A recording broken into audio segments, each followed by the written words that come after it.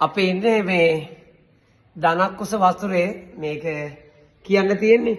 තව පොඩ්ඩයි. ඉතින් මේ පන්සලේ යට වෙලා තියෙන අපිට මුකුත් ආධාර එපා. ඉල්ලන්න තියෙන එකම ආධාරේ ගමේ මිනිස්සු ගොඩක් අසරලා උඩ බිල්ඩින් වල ඉන්නවා. මේ වීඩියෝ එක හැමෝටම ෂෙයා කරන්න. පන්සල යට වෙලා තියෙන උඩරිම අපි පන්සල දාලා යන්න විදිහක් නැහැ. මොකද මේ ඔක්කොම යට වෙලා තියෙන්නේ. ඉතින් තා චුට්ටක් පල්ලෙහාට ගියාම පෙන්නන්නම්. කෙලින්ම කරවුසටම යනවා. ඉතින් අද ව්‍යංජන 32 සම්බුද්ධ පූජාව. ඉතින් මෙන්න බලන්න යට වෙනවා. ඉතින් කියන්න තියෙන්නේ ගමේ මිනිස්සු කැලණිමුල්ල ගම පාර දෙපැත්තම යට වෙනවා. හයියට ඉන්නේ කැම්ප් එකේ විතරයි. රජයේ අවධානය යොමු කරලා බෝට්ටු දාලා ඔක්කොම කරලා මිනිස්සුන්ට කණ්ඩ බොන්න දෙන්න ගෙවල් වල ඇතුලේ හිර වෙලා ඉන්නේ. බොහොම ඉල්ලීමක් මේක හැමෝටම ෂෙයා කරන්න. අපිව බලාගත්ත ගමේ මිනිස්සුන්ගේ මේ වෙලාවේ හැමෝම බලා ගන්න. ඊළඟ සරණයි.